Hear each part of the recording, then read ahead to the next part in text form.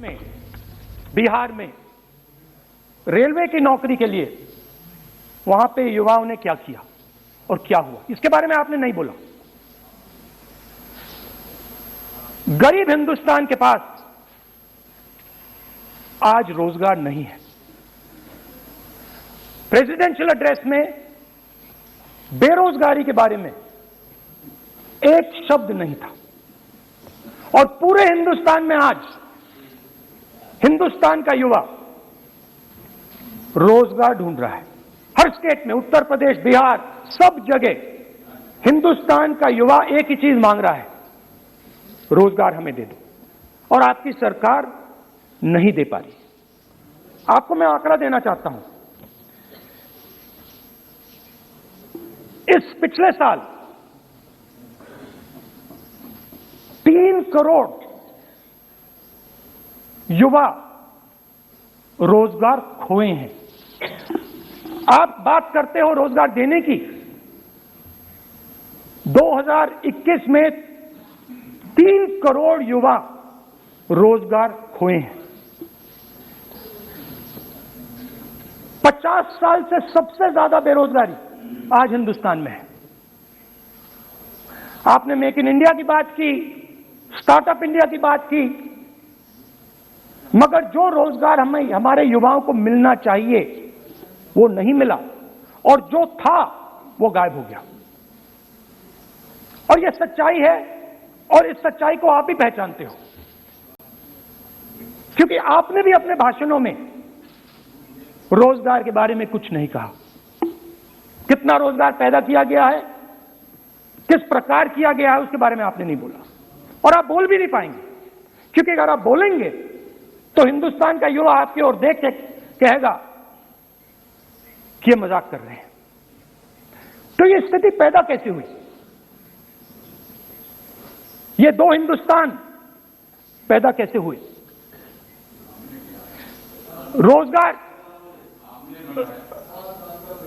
रोजगार स्मॉल और medium industry और जो हमारा इनफॉर्मल सेक्टर है उधर बनता है। लाखों करोड़ रुपया आपने उनसे छीनकर हिंदुस्तान के सबसे बड़े अरबपतियों को दिलवा दिया।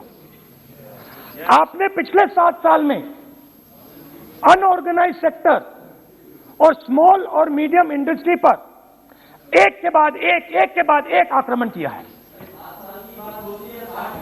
7 की कर रहा हूं मैं, 60 की भी करूंगा। मैं अपने भाषण में अंत में 60 साल की बात करूंगा आपको खुश करने के लिए। आप ठहर जाइए। मगर असंगठित जो सेक्टर है उस पर आपने आक्रमण किया। कैसे किया? नोटबंदी, गलत जीएसटी और कोरोना के समय जो सपोर्ट उनको देना था आपने नहीं दिया। नतीजा क्या हुआ? नतीजा यह हुआ कि आज 84% हिंदुस्तान के लोगों की आमदनी घटी है और वो तेजी से गरीबी की ओर बढ़ रहे हैं। यूपीए की सरकार ने, आपने पूछा 60 साल की बात आपने कही, यूपीए की सरकार ने 23 करोड़ लोगों को गरीबी से निकाला था 10 साल में। हमारा आंकड़ा नहीं है, हमारा आंकड़ा नहीं है, हमारा आंकड़ा नहीं है।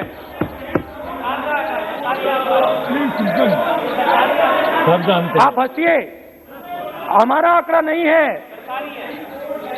यह सच्चा आंकड़ा है। 27 करोड़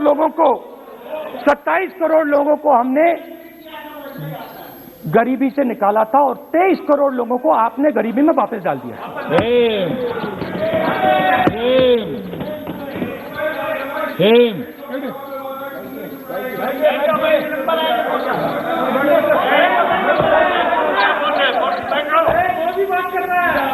और हो क्या रहा है, फॉर्मल सेक्टर में मोनोपोलीज बन रही हैं।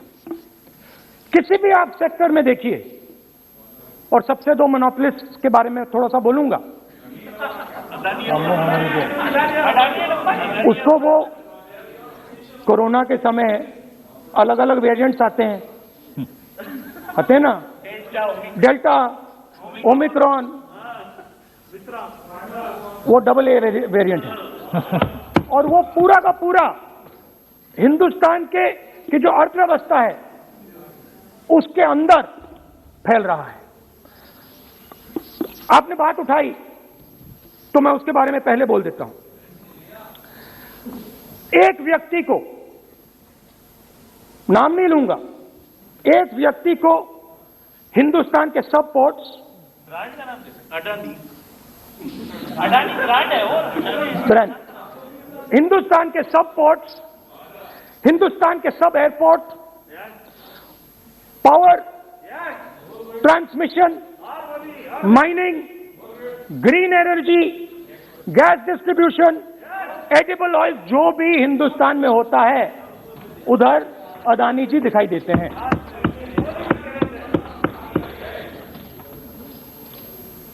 और दूसरी side Ambani ji Jio, petrochemicals, telecom, retail, e commerce में मोनोपोलियां। तो पूरा का पूरा धन जो है चुने हुए लोगों के हाथ में जा रहा है। और आपने जो असंगठित सेक्टर को खत्म किया, देखिए अगर आप इनफॉर्मल सेक्टर को खत्म कर देते और मैन्युफैक्चरिंग जॉब्स आप क्रिएट कर देते तो फिर इतनी प्रॉब्लम नहीं आती, फिर दो हिंदुस्तान नहीं बनते। मगर आपने क्या किया, आपने असंगठित सेक्टर को खत्म कर दिया। नोटबंदी, GST, कोरोना, सारे के सारे जो स्मॉल और मीडियम बिजनेसेस उनको आपने बंद कर दिया। बोलने दीजिए, बोलने दीजिए। सारे के सारे जो स्मॉल एंड मीडियम इंडस्ट्री है आपने उसको खत्म कर दिया, नष्ट कर दिया। अगर आप उनकी मदद करते, और अगर आप उनकी मदद करते, उनको सपोर्ट देते, तो फिर मैन्युफैक्चरिंग सेक्टर तैयार हो सकता था। मगर जो लोग आपका मैन्युफैक्चरिंग सेक्टर बना सकते थे उनको आपने खत्म कर दिया। तो आज हिंदुस्तान में आप made in India, made in India, made in India की बात करते रहते हो। मेड इन इंडिया हो ही नहीं सकता। आज बात खत्म हो गई है, क्योंकि मेड इन इंडिया वाले हैं कौन? मेड इन इंडिया वाले स्मॉल मीडियम वाले हैं, उनको आपने खत्म कर दिया। मेड इन इंडिया वाले कौन हैं? असंगठित लोग हैं, उनको आपने खत्म कर दिया, हटा दिया, परे कर दिया। मेड इन इंडिया नहीं होने वाला है। अरे भाई, मेड इन इंडिया करने के लिए, मेड इन इंडिया करने के लिए स्मॉल और मीडियम इंडस्ट्री को ही बड़ा करना पड़ेगा। बिना स्मॉल और मीडियम इंडस्ट्री को सपोर्ट दिए मेड इन इंडिया हो ही नहीं सकता है। और अगर आप पूछते हैं तो मैं आपको बताता हूं, मैन्युफैक्चरिंग जॉब्स की अगर हम बात करें तो मेरे पास आंकड़ा है यहां पे, पिछले 5 साल में मैन्युफैक्चरिंग जॉब्स 46% कम हुए हैं। 46% drop in manufacturing jobs in India. Why? Because you have destroyed the unorganized sector. Why? Because you have destroyed MSMEs. That is why you are focusing completely on 5 or 10 people. I don't have a problem with that. I don't have a problem with big industry. Focus on them. But please realize that they cannot produce jobs for you. Small and medium industry is the only people who can produce jobs for you. That is the reality. और हो क्या रहा है, दो हिंदुस्तान बन रहे हैं। आप यहां पे भाषण देते रहते हो, नया Hindustan, new India, make in India, और कौन से नारे हैं, स्टार्टअप इंडिया। आप ये बोलते रहते हो और देश में बेरोजगारी फैलती जा रही है। और आप ये मत सोचिए कि ये जो गरीब हिंदुस्तान है जिसको आप बना रहे हैं, ये मत सोचिए कि ये चुप बैठा रहेगा। ये मत सोचिए कि ये चुप बैठा रहेगा, ये चुप नहीं बैठा रहेगा। इस हिंदुस्तान को सब कुछ दिख रहा है। इस हिंदुस्तान को दिख रहा है कि आज, सुनिए, इन लोगों को दिख रहा है कि आज ये आंकड़ा, आप सुनिए, ये आपकी सरकार की देन है, ये आंकड़ा अच्छी तरह सुनिए। इस गरीब हिंदुस्तान को दिख रहा है कि आज हिंदुस्तान के 100 सबसे अमीर लोगों के पास हिंदुस्तान के 55 करोड़ लोगों से ज्यादा जायदाद है। बात समझिए, 10 लोगों के पास 40% हिंदुस्तान से ज्यादा धन है, 10 लोगों के पास। ये कैसे हुआ? ये आपने किया, ये नरेंद्र मोदी जी ने किया। यही न्यू इंडिया। और तो मैं आपको एक सुझाव देता हूं, प्रधानमंत्री जी को आपको सुझाव देता हूं, ये जो दो आप हिंदुस्तान आप बना रहे हैं, इन दो हिंदुस्तानों को जोड़ने का काम जल्दी से शुरू कीजिए। स्मॉल एंड मीडियम इंडस्ट्रीज की मदद करना शुरू कीजिए। जो हमारे बेरोजगार युवाएं हैं उनकी मदद कीजिए।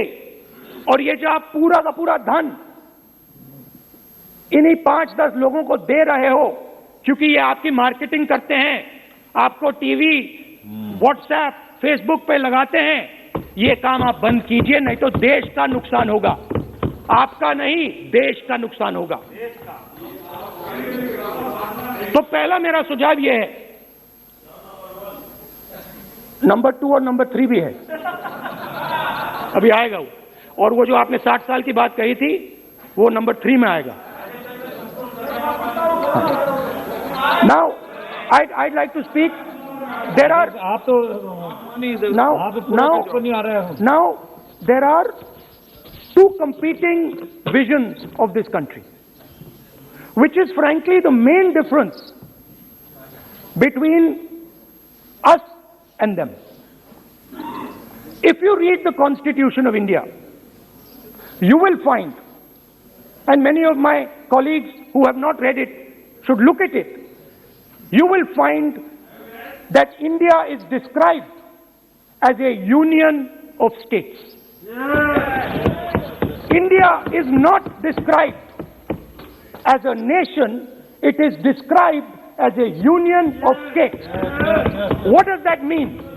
That means my brother from Tamil Nadu has to have the same right as my brother from Maharashtra, as my sister from Maharashtra, as my brother from Uttar Pradesh, as my brother from Bihar, as my sister from Manipur, Nagaland, Mizoram. That's what it means.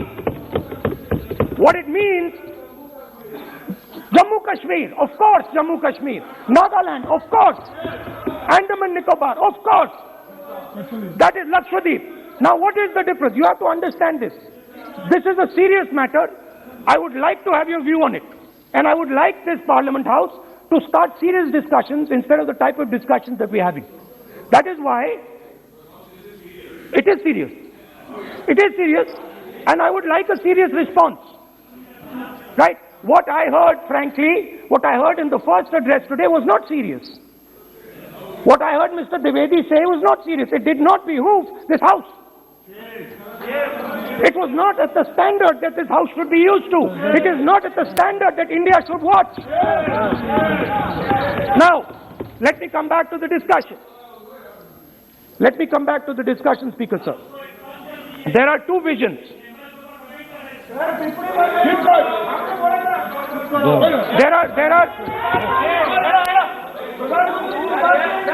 There are 2 visions of this country. One vision that it is a union of states, meaning it is a negotiation, meaning it is a conversation, meaning I go to my brother in Tamil Nadu and I say, what do you want? And he says, this is what I want. And then he asks me, what do you want? And I say, this is what I want. It is a partnership. It is not a kingdom. Remember that. You will never, ever in your entire life rule over the people of Tamil Nadu. It cannot be done. You will never, ever in your life rule over these other people. Please listen to what I'm saying.